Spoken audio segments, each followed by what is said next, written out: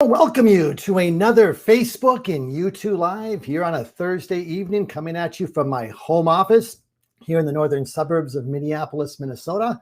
And want to thank you for taking time out of your busy schedule to join me for about the next 45 minutes or so as we discuss a really relevant topic tonight on developing clinical judgment using specific clinical reasoning skills. We'll begin that in just a few minutes, but I just want to let you know this is really one of the highlights of my week. I enjoy this time. We do this every other Thursday, and I want you to know who I am. My name is Keith. I am the founder of Keith RN, and my why is to serve and support the needs of nurse educators, to help them to be better prepared, help students to be better prepared for both practice and licensure in that order. And when we make educational best practices practical, that can happen. We don't have to teach specifically for the NCLEX, and changing that paradigm shift is one of my passions in nursing education. But I want to know who's out there tonight. I'd like to throw your name in the chat. Let me know where you're from. It's a pleasure to have you with us tonight. And if you would just like to, kind of throw that out there, because my goal in these Facebook Lives, yes, I'm coming at you. I'm speaking into a web camera. There's nothing out there, but I know there's people there. And it's just we're going to have interaction tonight. We're going to have dialogue. We're going to chat, because I'm going to ask questions throughout this Facebook. And just like any Zoom video conference, I want and appreciate and value every person there and your comments, your perspectives, and your questions. And so I'm excited to have this chance. And so I just want to kind of give you that free rein to do that. And just want to thank you again for being here. Carol, great to have you with us tonight again. Diane, thank you. Looking forward to this. And Alicia's out there. Carlet's from Charlotte, North Carolina. Better get it right. Michelle from Toledo, Ohio. Jamie in Palm Harbor, Florida. Ashley in Minot, North Dakota. Ashley, I'm coming your way.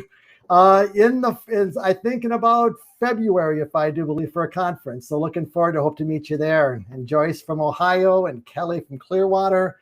Awesome. Renee from Lamar University. Brett, I remember you at a conference. Good to have you from Vegas. Yes, you're not on the Strip, but I know where your college is. And Renee from Beaumont, and Susan from Canton, New York, and Illinois. Tina, and boy, I love it. Barry from Maryland. We've got Wade and Karen from California. Denise from Boston. You know what? We've got people here coast to coast, up and down, and I think a little bit in between. And so awesome to have you here tonight. And Dana, what a pleasure to have you here from Wisconsin. And Pauline, thank you again. And Wade and Karen, I love the College of the Sequoias. Say hi to Rob for me. Thanks so much. And, let's go ahead and get started, because I don't want to just spend this on a complete introductions, but love having you here tonight. And I just want you to know that many educators reach out and say, Keith, I can't make it for the Facebook Live tonight. Will this be recorded? And the answer is absolutely yes. The benefit of being here live, it's kind of like when you attend a conference live. You get to put questions in the chat. You get to interact. And so that's really what you benefit from the live. So that's why I want to hear from you as we interact tonight. But go to my YouTube channel, Think Like a Nurse. These are basically both Facebook and YouTube lives. And so what that practically means is that I have a YouTube channel called Think Like a Nurse. There it is in the chat. It has over 100 videos. I've been doing this for about 7 or 8 years. My early videos are not that strong. Have mercy on me. I went into a woods one time shooting a care plan with a NANDA 3-part diagnosis calling Taking Down Sacred Cows. Well, we've changed. What I love about as I look back at my journey at Keith RN over the last almost 10 years now, hard to believe. But, I'm just a passionate educator, just wanting to bring change to our profession and to how it's taught. And so, I just want you to know that's why I'm here tonight, and look forward to this opportunity to dialogue. So please, if you're not, there's videos for educators, videos for your students. I've got some really nice, tight videos on professionalism. But the Facebook Lives or the YouTube Lives as well live on the Facebook, on the YouTube channel. So please check that out. And more importantly, share the link. If you find this content helpful, please share it with your colleagues, because you know what? Transformational change never comes in a silo, never comes in isolation. We literally need to link arms as educators and do it together as literally a band of brothers and sisters in the trenches, frontline warfare of academia. And really, if you know what my role in your battle is, I'm basically the supply lines, feeding you case studies, feeding you resources and tools and strategies to empower you to rock it in the classroom, in the clinical, wherever your place may be. And so anyways, looking forward to that. And so other than that, what I want you to know is that as you attended last Thursday, I want to just kind of highlight and start with this. The NCSBN virtual conference was a week ago today. I'd like to know, what were your takeaways? What did you kind of have as your aha moment? And so I would love to get some feedback from educators, because it's about a 20 to 30 second delay to get you in the chat. So I want some fastest fingers out there. But, you know, it was a week ago. And, you know, we're all thinking about next gen. We're thinking about clinical judgment. How will our students do? And there was, you know, some information that I've heard before at last year's conference. There was also some new information that I thought was really, really important for nurse educators. And I really want to lead with that, because what my goal is in part of tonight's session is to really highlight what I think is something that was very profound that was spoken at that conference by one of the presenters. That was actually two presenters that did the educational session. Remember Janet Monagle and Lisa Gonzalez? You know, Lisa Gonzalez is published in the nursing literature extensively. She's got some articles on clinical reasoning. She's been doing some very innovative work on the topic of developing clinical reasoning skills. And what I'd like to do, just to kind of, if you're not familiar with Lisa Gonzalez, who was one of the presenters for the session that was on Thursday, was called Applications to Educational Settings. And I'm going to pop that in the chat. I want you to look at this article. This is a powerful article called Developing Students' Clinical Reasoning Skills, a faculty guide, just published in 2021 Journal of Nursing Ed. I'm not going to highlight that article, but I do want you to be aware of it. And if you got CINAHL, be sure to download it. But, you know, in this session that they had on educational settings, they talked about clinical judgment models. They talked about the importance of having a theoretical framework to teach and develop clinical judgment. And what they presented, some really interesting statistics that we need to pay attention to, because if we're going to transform nursing education, we need to, you know, when we look at all the skills that we're teaching, which one is the most important? I think it's obvious.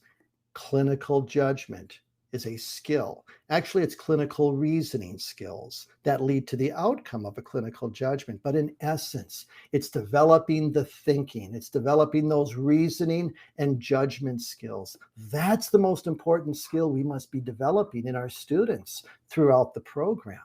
We must have a theoretical framework to successfully teach and to guide that development of clinical reasoning. It's too important to be left to chance. And they mentioned that 27% of programs in nursing education, they did a survey, only 27% of programs currently have a clinical judgment model. If you have a judgment model in your program that informs the curriculum, please share it in the chat.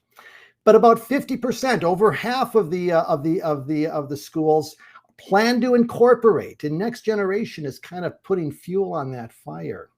And another quarter or so have no desire to do a theoretical framework.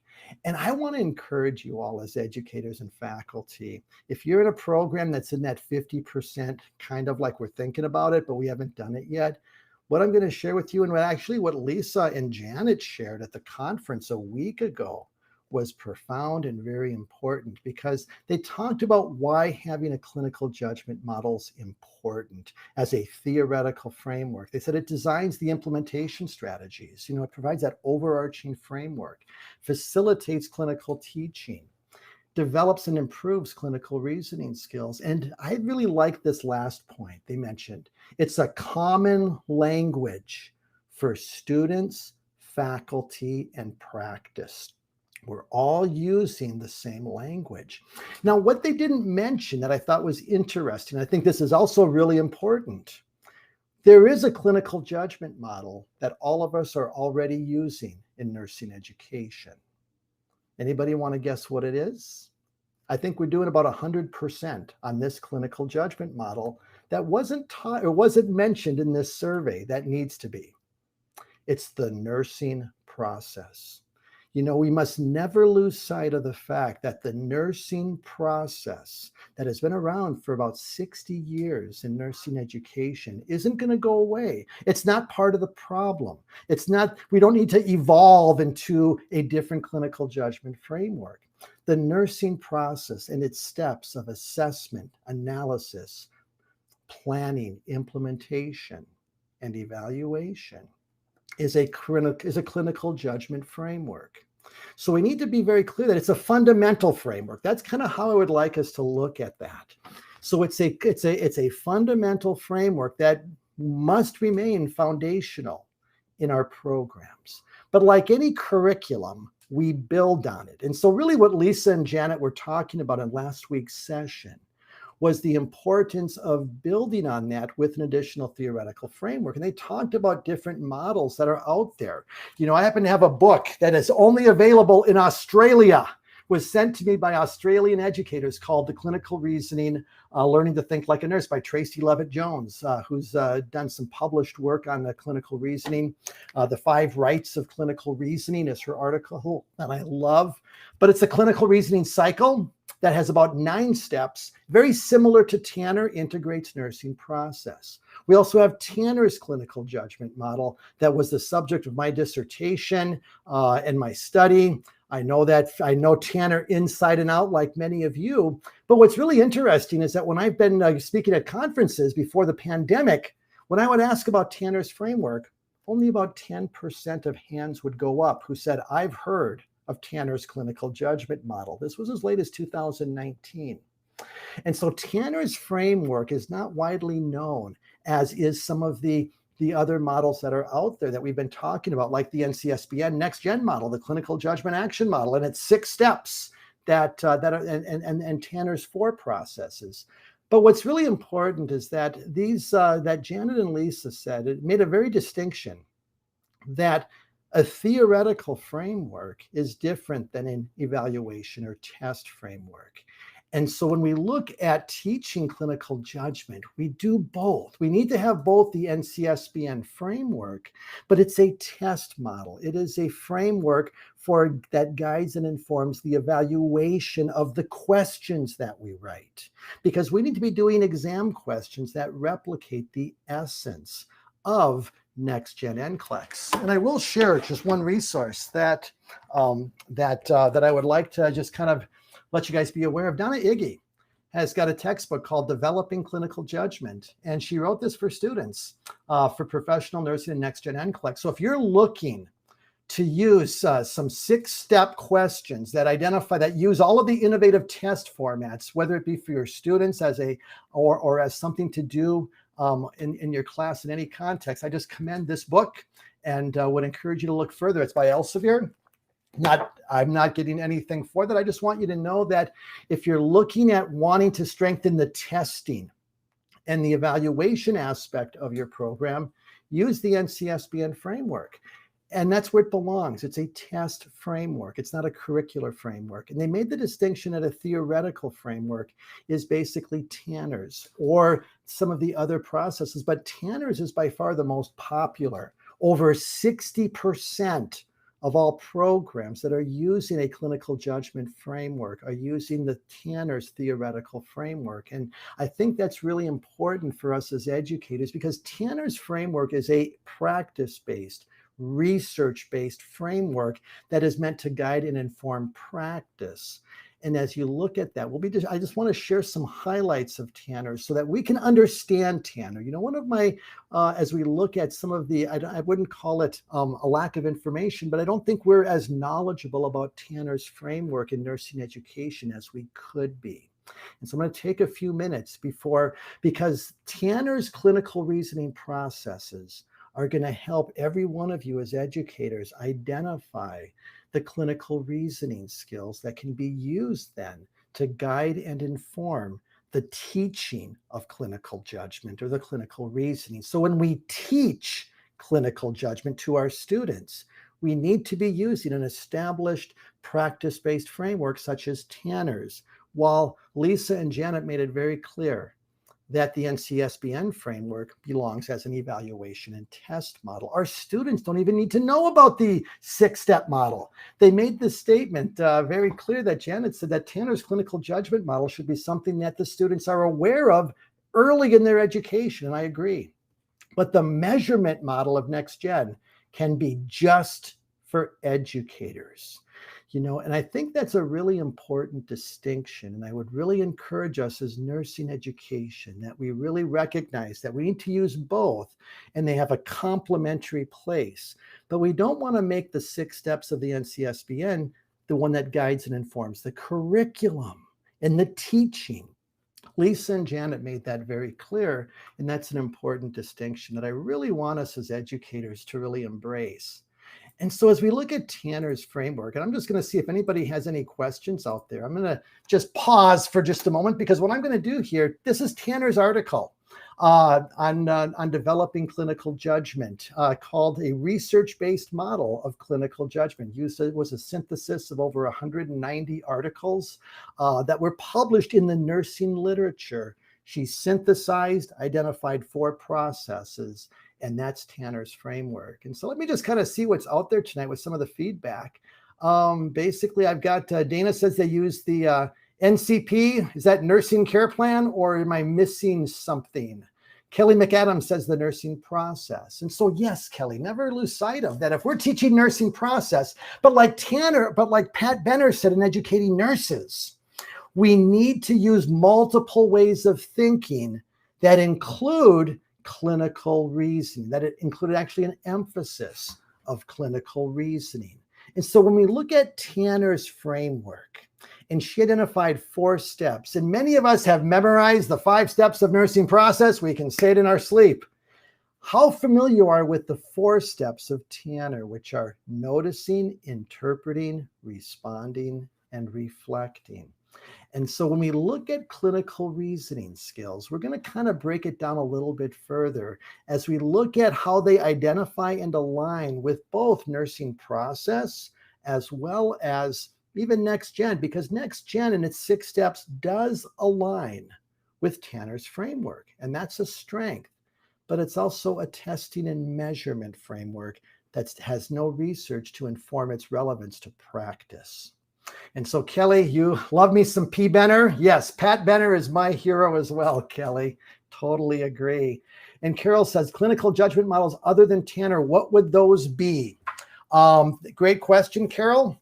I want you to look up Tracy Levitt Jones and the 5 rights of clinical reasoning. If you find that article, Carol, put it in the chat, the link. I didn't save that, but that is a clinical reasoning process. And she talks about just kind of a cyclical process that I don't have time to review that.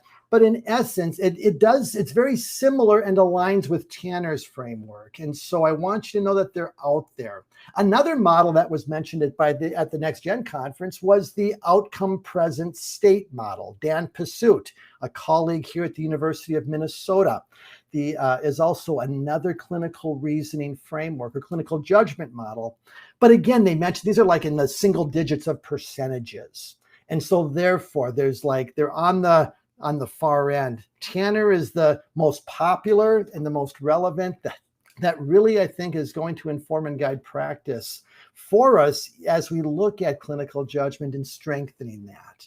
And so Kelly talks about, have you used the Lasseter rubric for evaluating clinical reasoning? Well, Kelly, we're going to get there in about 5 minutes because we're going to be talking about, in essence, how the breaking down what Lasseter's rubric does. And this is where a theoretical framework is really helpful, is that a framework, when you have an overarching framework that has that has a depth to it, you can use it to further break it down to identify clinical reasoning skills even further. Kind of like, just breaking it down step by step. And that's really our goal as nursing education. Clinical judgment is this big kind of amorphous, it's like the destination. But clinical reasoning skills, beginning with noticing skills, that aligns with assessment. So let's just kind of walk us through a typical scenario using Tanner's framework in nursing process.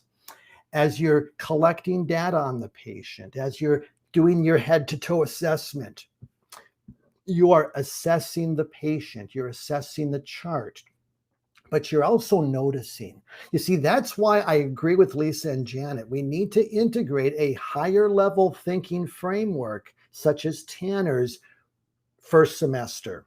We need to align nursing process with Tanner's framework gently, so that in essence, we're teaching both assessment skills, but then we're teaching the reasoning skills of noticing. And we're going to go a little deeper with what those noticing skills are. But we start with noticing, because what's like standing out to you? What is most concerning? As many of you are familiar with the next gen questions, we're looking at those same, are all assessing that recognizing cues are the same thing. What are you noticing?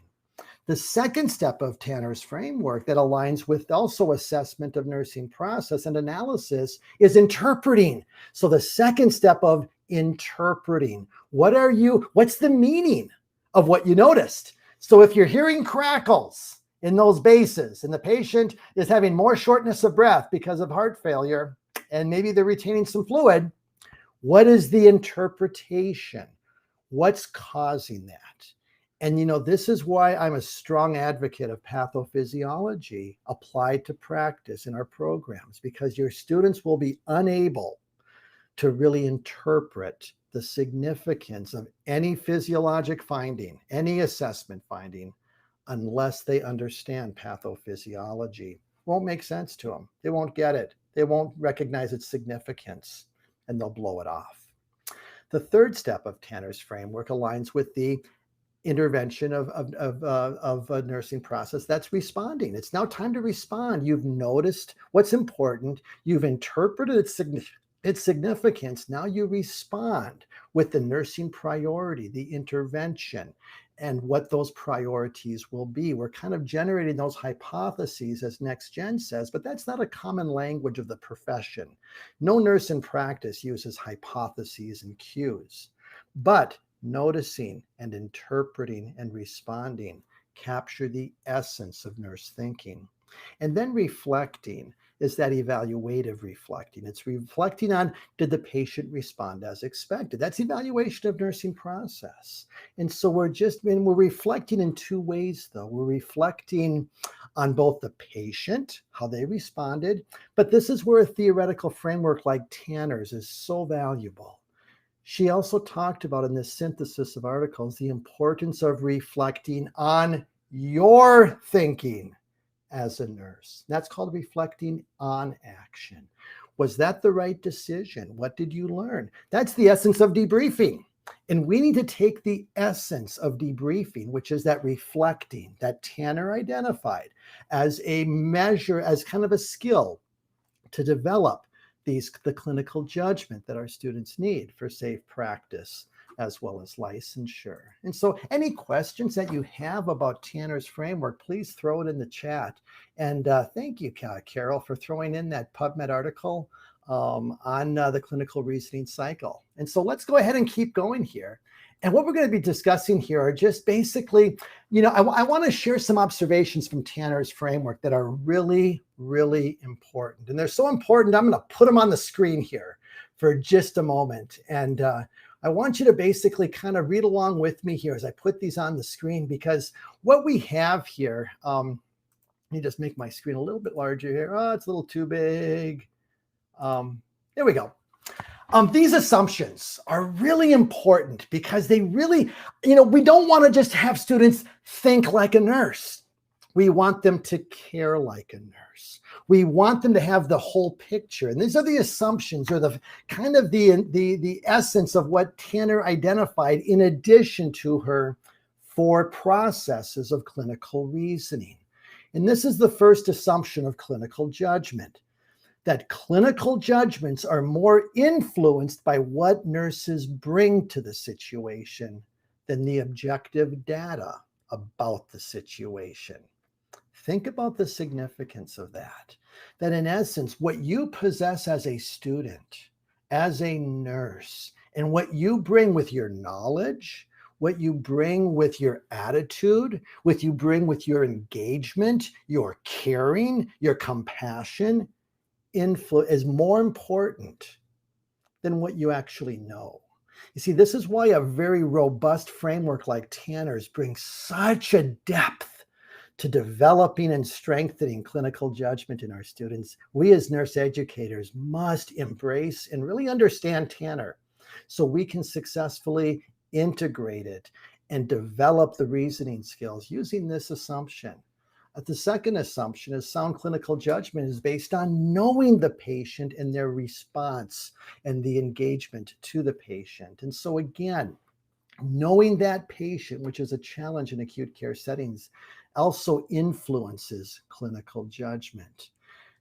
She also talked about how clinical judgments in the third paradigm are influenced by the context in which the situation occurs, the culture of the nursing care unit. In essence, when you have incivility, when you have a lack of leadership, when you have new nurses that are and there's a lack of senior nurses to guide, it affects the quality of clinical judgments.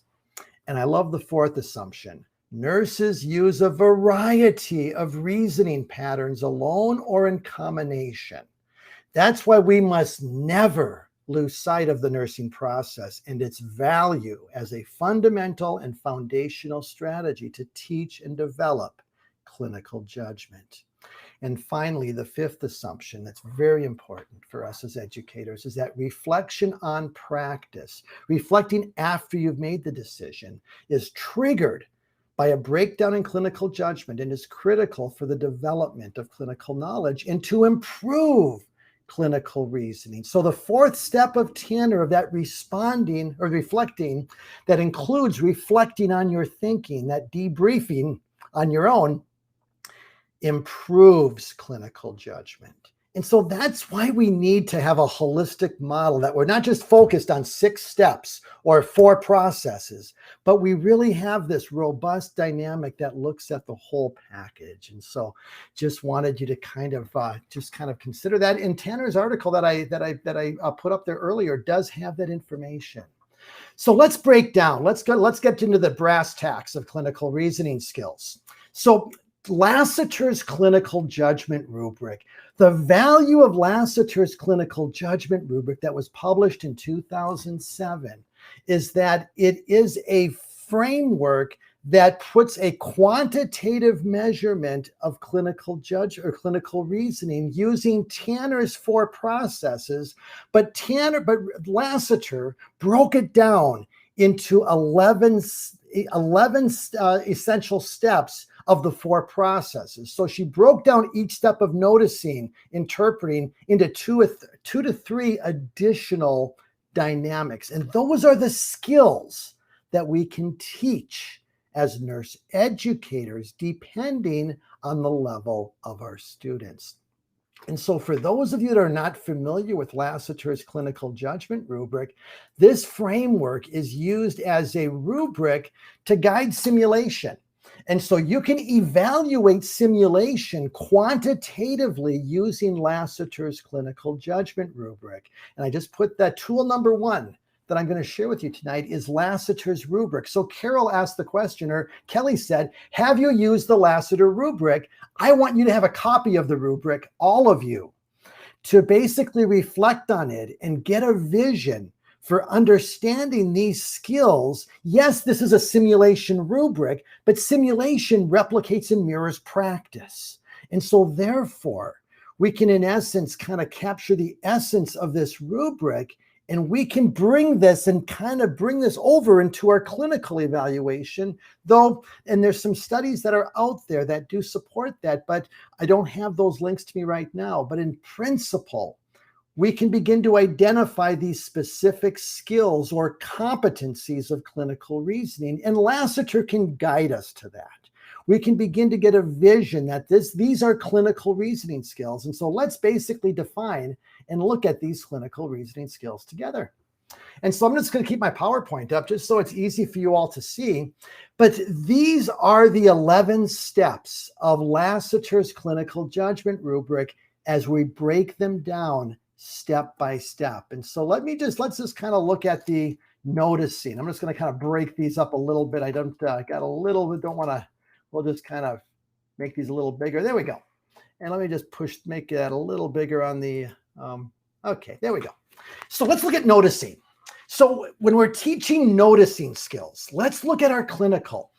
What we're teaching our students is the skill of focused observation. We're teaching them, what are you observing? And I want you to download Lasseter's rubric because there's 4 different levels of practice. In fact, if I go back one, I don't know it off the top of my head, there they are. Beginning practice, developing practice, accomplished practice, and exemplary practice. And so in a simulation, Lasseter has identified for each of these 11 constructs, she's identified 4 levels of performance. And we want, expect our students at the very beginning to be beginning. But as they progress, we would expect them to see that developing and realistic at the end of a program, with the simulation. Accomplished is really where we're looking at. Exemplary is like expert practice. I don't think our students will be there even at the end of the 2nd year if we're in an undergraduate RN program. And so again, it just provides some clear guidelines to kind of get an idea of what noticing skills look like and then defining the performance. And so let's talk about some of these noticing skills. The first one is focused observation. Again, looking at what are you observing? What are you noticing in this situation that should be standing out to you as relevant? I kind of use the term in my case studies. Do you recognize what's relevant? Or what's really most important? That's a noticing skill. And so we really, as we look at these clinical reasoning skills that lead to the outcome of clinical judgment, we should be really looking and saying, how are we evaluating clinical reasoning in our clinical? Are we using this language? Are we using these principles? The second noticing skill is recognizing deviations from what's expected. Remember the next gen NCLEX? If you watched if you've been watching some of the in-services that were just there last week and some of the test questions, is this expected or unexpected? In essence, that's a noticing skill. So again, one of the questions that we can ask in clinical, your patient had this admission. They are here for this problem. Was this expected or was this unexpected? That's a noticing skill. So that's, again, a specific and distinct clinical reasoning skill. That's really the language I would like us to use because these processes of noticing, interpreting, responding, and reflecting are really clinical reasoning. Clinical reasoning is the thinking in action at the moment of providing care. Clinical judgment is merely the outcome. It's the ultimate decision made. It's not the reasoning aspect. So what we're teaching to develop clinical judgment are these clinical reasoning skills. And that, I hope, helps that confusion. If any of you have questions, please go ahead and do that. The third noticing skill is information seeking. Again, recognizing, do I need more information? Or do I have enough information to make a decision if I have a concern? And again, that also is embodied in some of the case study questions that you've seen in the next generation NCLEX presentations. All of those are nuanced ways. They're different ways of looking at noticing. And we can develop that. We can identify them. So really what Lasseter's rubric does, it unveils Tanner's clinical judgment model a bit further, breaks it down even further so that noticing is broken down into 3 distinct skills. And these are skills that we need to be evaluating in clinical. That's the value of Lasseter's clinical judgment rubric. Even though it's a simulation rubric, it breaks down Tanner's framework, which is a clinical reasoning framework that leads to that outcome of a judgment. Let's look at interpreting skills. Interpreting skills is the next step. Interpreting is saying, what does the data mean? That's the essence of interpreting. So we need to know what it means. So the first clinical reasoning skill of interpreting is prioritizing the data. This is kind of sorting out what is most and least important. Now, what I really want to emphasize, and this is really important, noticing is a fundamental skill of clinical reasoning. I'm going to go on a leap here. And from my lens of practice as an expert nurse, the noticing skill they're all difficult, but noticing skills are basically, I would call it more of a fundamental skill. You just need to know, what do you notice? It's kind of like, do you notice? You may not know what it is, but do you notice something just ain't right? You know what? That doesn't take a lot. That just needs someone to know that they're engaged, they're putting pieces together at a very basic level. But the interpretation skill is the most complex. I think it's probably the most difficult of Tanner's framework, because now you have to synthesize. Now you have to put a lot of things that are spinning together. Knowledge of pathophysiology. Now you got to put in the aspect of my patient, their problem. And you got all these things going on at the same time. Interpreting in general is obviously a more difficult in a skill of clinical reasoning. Therefore, we should really, we need to kind of expect that lightly, not at the first semester, second semester. That's going to be more of a third or fourth semester skill. And so again, prioritizing the data and then making sense of it. You know, this is like, again, what does the data mean? And so again, that takes a knowledge of pathophysiology. And this is why, in essence, the knowledge that your students have of understanding pathophysiology is going to directly influence their ability to interpret clinical data and use the skill of clinical reasoning. Your students will not have the skill of clinical reasoning, of interpreting skill, if they don't understand patho. And most of our students struggle. This is why we must make pathophysiology a priority. So let me just take a pause here. And Barry says, excellent analogies. Awesome. I hope that you're getting it, or just kind of, sometimes I hope it's all coming together and making sense. And it sounds like it is. Thanks, Barry. Amber says, how do you take the subjectivity out of using a rubric like this? I love the model for simulation. Well, Amber, this is what you would do. Like in a simulation, you would basically have 2 faculty evaluating, and then you're going to have that inter-rater reliability established. So you're both kind of seeing the same things. You're both assessing the same things. If you're going to take some of the, the principles and apply this in some loose way to clinical evaluation, the rubric's not meant for that. So I'm going to be very clear about that. That's not what Lasseter's rubric is for. But there are some things you could do to begin that process in your program and begin to at least identify the clinical reasoning skills. But that would be the best answer that I could give you on that. Dana says, I think to notice, they need to know patho. Dana, I said the exact same thing, so I hope you're listening. But yes, I totally agree. And thank you so much for validating that observation. Victoria says, I've used the LCJR in clinical. It helps me speak Tanner's model. And yes, Victoria, it's because it is Tanner's framework. It just breaks it down further. And so this is why having a more robust theoretical framework such as Tanner's to guide and inform the teaching of clinical judgment is essential.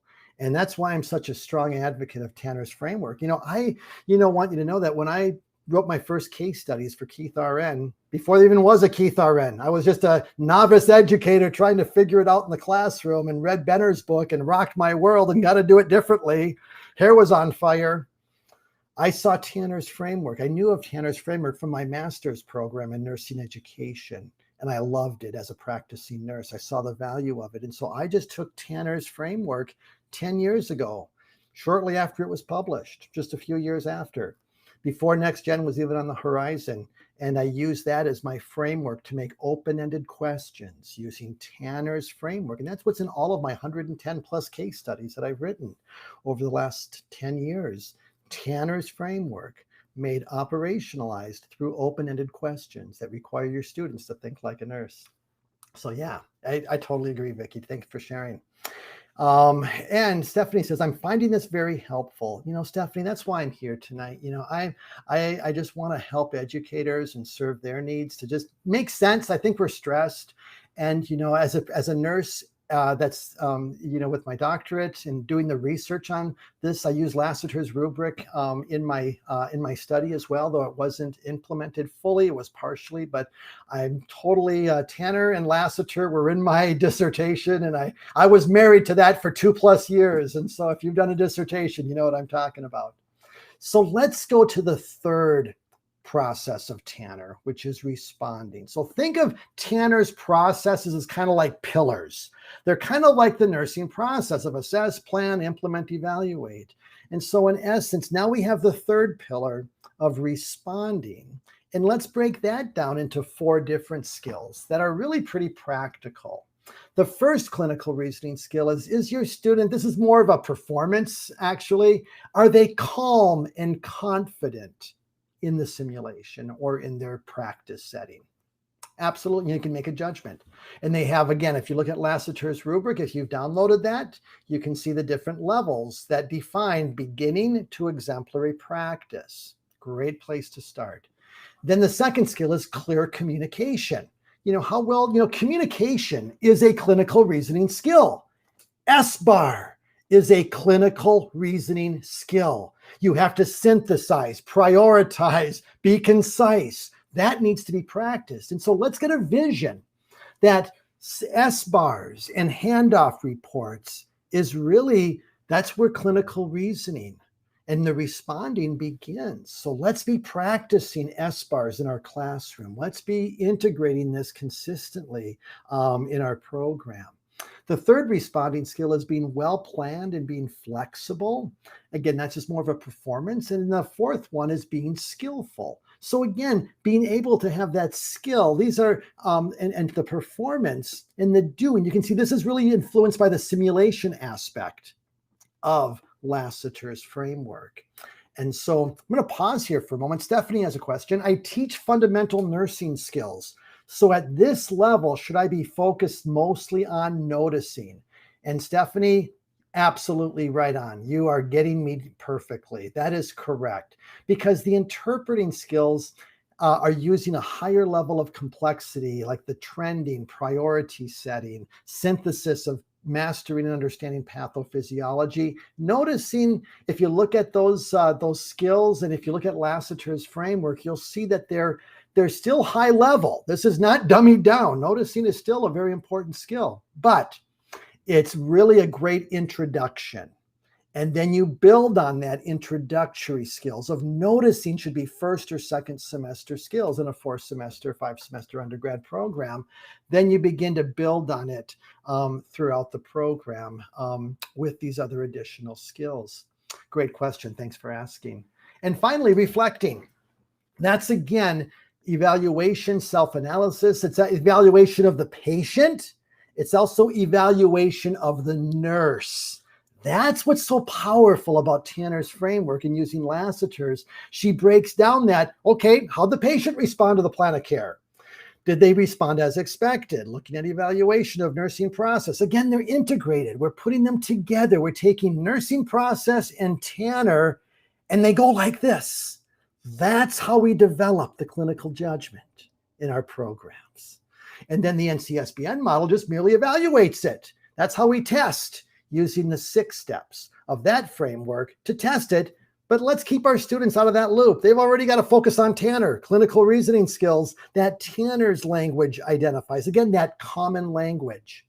That's why that's so powerful and so important. And so what I'd like to share are just some additional skills. The Lasseter's framework is a great place to start. So now let me just kind of just close with just some additional skills of noticing that for me as a nurse and as a practicing nurse, as we look at noticing skills, this is a skill we need to develop that Lasseter didn't say. Systematically review the medical record using a report sheet to organize patient care. That is a noticing skill that needs to be practiced. That's why clinical paperwork, that's TMI, is a barrier to noticing. They're not going to we've got to be developing those noticing skills with a concise way of organizing our data. Not that, clinical paperwork, nothing wrong with it. Let's just not make sure that it's not infobesity. But again, reviewing the medical record is a noticing skill. How about this? Identifying the essence of your patient's story. One of the things that I use in practice to clinically reason with my patients as an ER/ICU nurse, I get this long report sometimes from a really complex patient. I want to be able to summarize that and say, what's the essence of my patient's problem, their story? I don't need to have a 3-paragraph dissertation of a patient scenario, but what's really in one sentence? This is a 38-year-old male who is day 1 with an exacerbation of heart failure, who's currently clinically stable. That's a noticing skill. Can your students look at a patient? Can you ask them, give me in one sentence the essence of your patient's story? That's a noticing skill. How about the third bullet point there, the focused patient and environmental assessment? These are additional noticing skills that Lasseter didn't really address directly. Doing a focused patient assessment. What body system will you focus on? What about your room assessment? What are you going to notice as you enter the room? Are we teaching the noticing skills of not only a patient assessment, but a room assessment as they enter the room, or even in the unit, and looking what's going on around you? What are you noticing? Is it chaotic? Is it peaceful? Why is it so crazy? And just making, kind of identifying the milieu and what's going on there. So again, just some thoughts to consider. Interpreting, just another thought to consider with interpreting. Again, we talked about the meaning. A couple of things. I'm just going to share 3 additional skills, and then we're going to call it, we're going to put it on hold, is trending clinical data. Trending clinical data is an interpreting clinical reasoning skill. What are you noticing from the most recent vital signs to the current blood pressure, T, PR, BP, O2 sat, nursing assessments, lab values? We trend everything in clinical practice, and we notice the direction or the trajectory that it's going. That's trending. That's an interpreting skill. That's a very difficult skill, by the way. That takes experience to understand and identify the significance of those trends. Also, pattern recognition, looking at, in essence, the what clinical data is clustered or related that we can kind of put together. Like, for example, when I have a creatinine of 1.9 and my potassium is 6, is there a relationship to acute renal failure and an elevated potassium? Absolutely. Again, higher level skill. And then looking at another skill of interpreting, acceptable ambiguity. Ambiguity is just a fancy word for what's the patient's normal. And is that normal for your patient? Except, has it changed? If they're a COPDer end stage and they got 90% on room air, if they go to 85% with a little bit of exertion, are you concerned? That's the ambiguity. That's a very, again, nuanced clinical reasoning skill of noticing, but it's an advanced skill. And again, these are additional skills that we can also teach. And so Anne says this, I use the QSIN, 60-second situational assessment, to help my fundamental students notice environmental assessment. Thank you, Anne, for sharing that. And, a powerful tool and a simple principle to, again, develop those principles. I will kind of share a couple additional clinical reasoning skills since I have a lot of you with me still, and we might go till 9 o'clock. I apologize. I try to wrap this up in 45, but I think we'll go till 9 o'clock because I think there's some valuable content. I just want to finish up with the last two steps here of Tanner, and that's responding. When we look at the responding with the plan of care, etc., we also need to be sure that we're identifying possible problems and we're determining which problem is the most likely. And again, that's some of the nuanced kind of looking at some of the next gen steps, talking about generating solutions and hypotheses, captures the essence of that as well. But priority setting is also a responding skill. What's your nursing priority? What's your priority intervention? Those priority medications to give. Any form of priority setting is a clinical reasoning skill. And as Tanner identified, the importance of reflection. I found a tool that took Tanner's framework, and it's a reflection. It's called a guide for reflection using Tanner's clinical judgment model. It's on the internet. It's a PDF, 1 page. But when you look at this framework of Tanner's framework and using reflection to guide clinical judgment, this is a powerful tool that I want you all to download and look at it as a resource for especially your clinical setting. Because this is where Tanner's framework is so beautiful.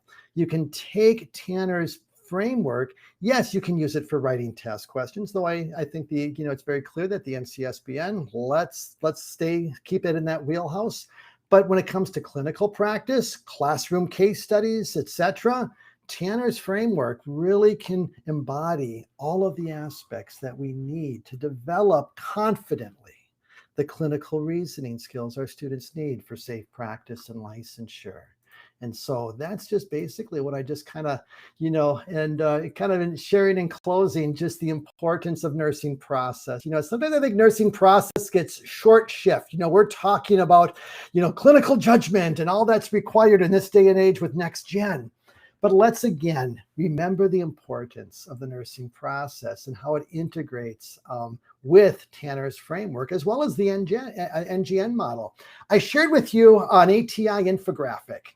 Cheryl Summer and her colleagues at ATI developed a very powerful and simple 1-page tool that's on their next gen resources. I want to commend you to.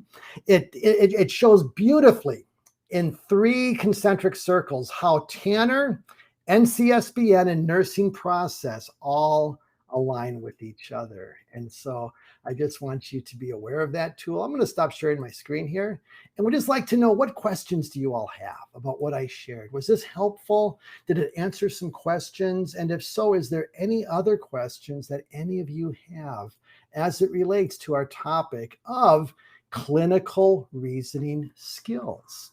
Because that's really, when we look at the judgment, that's the outcome. And therefore, we're going to develop these skills kind of step by step. And so I just got a couple questions here I'm just going to respond to before I lose them in the chat. And ask the, let's see, what do I got? I missed one here.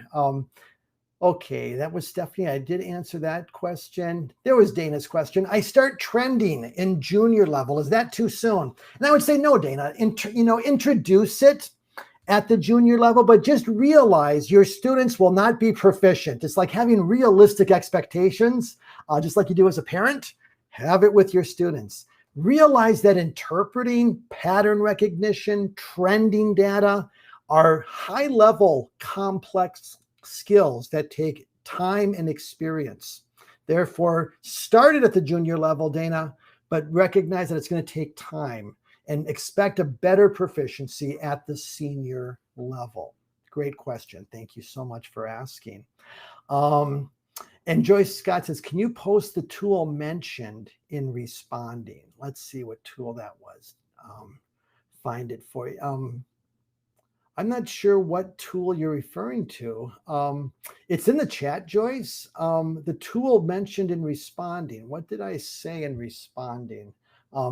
Joyce, put it in the chat. And if I, for some reason, do not, just didn't answer your question, and this is true for all of you that are watching tonight, email me.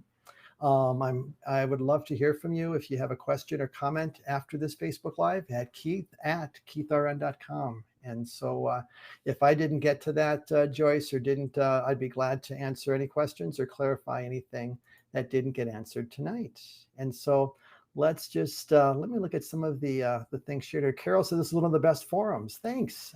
Carol, what a, that's a kind comment. Thank you so much. It's just a pleasure to share just what I've learned in my journey and to share it with educators. So there's a lot of confusion out there. And I think that, some of the confusion we've seen out there with nursing education right now is that we have prominent educators who have advocated the NCSBN model as a curricular framework. And I think they're well-intentioned. I know they're well-intended. They're just, this was like, they've been doing this for the last couple of years, but what's happened is that it's created confusion. And I just really want to clarify the confusion. I just really want us to kind of listen to what Lisa and Janet said at the Next Gen conference, put an exclamation point on that, and then help us implement that practical strategy of bringing Tanner's framework as our teaching and learning clinical judgment model in nursing education. I want to see Tanner's framework, the essence of it, across our curriculum coast to coast. Canada already does that, by the way. It's mandated in Canada, from what I understand. I'd love to see us use it more corporately here. So the one before ATI. Okay, I'll find it for you here. Was it the just, what, Joyce, send it to me. I don't want to spend too much time since we're running out of times here. Lasseter's, but tool number 2. Yeah, okay, I'll just pop. I see it's the reflection guide. For whatever reason, I'll pop that in the chat right now. And there we go. And so anyways, yes. Stephanie says, I've learned so much tonight. Thank you for clarifying the differences in models and sharing your insight. And I want us all to learn from Lisa Gonzalez. I posted one of her articles in the chat. Lisa is doing some great work on clinical reasoning and teaching that step by step. And so there was one link that I did miss of hers that I meant to publish, that I wanted to pop in the chat here. I'm going to do it right now. So don't go away, guys. I'll pop that in the chat right now. And it's called Teaching Clinical Reasoning Piece by Piece. This is another article by Lisa Gonzalez, who presented last week. And she's talking about clinical instruction and how we can, in essence, basically have a vision to take concepts of clinical reasoning and make it the focus for each clinical day. So if we have like a 9-week clinical, we have 9 clear clinical reasoning concepts we're going to integrate as a focus in addition to patient care. That is a powerful article. I love Lisa's work and I commend you to it. And so she's a current leader and a visionary of clinical reasoning.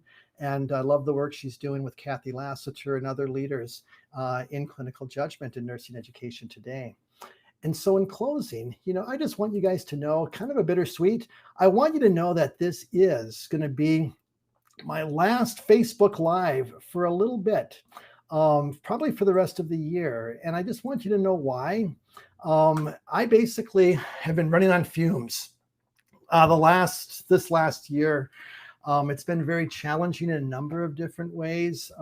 Just running on empty. I've got a lot of projects that I've been working on with Keith RN, but more importantly, the tyranny of the urgent wants to basically kind of be something that we all get focused on doing what's busy, what's most important in the urgent, but we lose sight of what's most important. And, what's most important to me that I lost sight of was my marriage. And, we were married at 18 as high school sweethearts. We've had some really big struggles, but what happened about 3 weeks ago?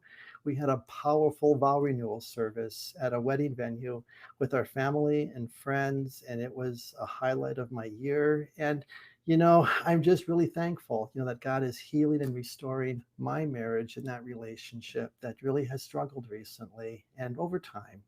And so I've got to put first things first. I want to spend some more time at home, slow it down a notch. And so I just want you to know that I've got a lot of other things that I'm doing in the weeks and months ahead. So if you get my email updates, and I just want to share in closing just some of the things that I am doing so that you can kind of just stay on top of some things that can help empower you as a nurse educator. And so I just want to kind of just share what's out there for you as educators, and so thankful. One of those is a clinical judgment course. I just finished a 4-hour contact hours clinical judgment course that's free if you're in the all-inclusive membership. It's well published in there, but if you're not, you can purchase it for a nominal fee, very reasonable. And this link just gives you more information, but I cover all the things I've done over the last 3 months, but very concisely, with lots of tools, and it empowers any educator to bring about needed change. And so I just want you to know that that course is really my gift to you. I also want you to know that I'm working on revising my student textbook. That's another big drain. Think Like a Nurse, Practical Preparation for Professional Practice. This is my second edition. I realize that this has been 5-6 years old since it's been published. And I just want you to know that this is going to be revised. I am in the process of finishing revision this fall. It is going to be the best and the most comprehensive resource I have yet to publish for students. And I think that's the missing link. You know, we've been focusing on faculty resources, but our student resources have been, I think, they're out there. Donna's got a great resource with the case studies, but I think a more comprehensive approach is where I'm going with my book, and I'm excited to finish that. I've got 3 books in one. It's going to be like 3 smaller books under the same umbrella. They're going to be complementary, focusing on laying the foundation for professional practice with the art of nursing. Building the knowledge base of the applied sciences is book 2, and book 3 is developing clinical judgment for professional practice. And so all of these clinical reasoning skills that I really showed quickly today, it's going to be in the student's own book. And they're going to have their own resource to really understand clinical reasoning skills easily, simply. And I'm really excited to bring that to hopefully by the first of the year. So I just want you to know I've got to get that project done. I've got to kind of conserve my energy, put first things first, and want to thank you for just sharing this journey with me. So I'm not going to go away, just not going to be here on Thursday nights. And finally, the last thing I want you to be aware of is that I'm going to just kind of keep in touch in a different format with you all. And that is that I'm going to be offering monthly, I'll pop into the chat here, monthly workshops for 2 hours every Friday. And you can go to this link, and they'll be every Friday, 10 to 12 Central. I'm just going to share practical strategies, kind of getting familiar with Keith RN, what I've developed over the years, and the tools that are my best resources, and just give you some practical strategies in a condensed format, but the ability to answer questions. And again, do by Zoom and interact. And so I'm not going to go away. I've just got to slow it down a notch. And as a type A driven dude, that doesn't come easy for me. So I've got to make those choices, and I'm very thankful to do so. So I want to thank you all for just all that you're doing to be a part of the needed change. It really is my pleasure to serve your needs in nursing education. And thanks so much for joining me tonight, and look forward to connecting with you in the days ahead in any of these formats and all that I'm doing. So blessings to you, and you guys have a great week, a great school year, and continue to stay in touch. And again, I'll just pop my email in the chat. If anybody wants to stay in touch or has a question, let me pop it in. There we go. There you have it. So anyways, thanks again. Have a great night, and stay in touch.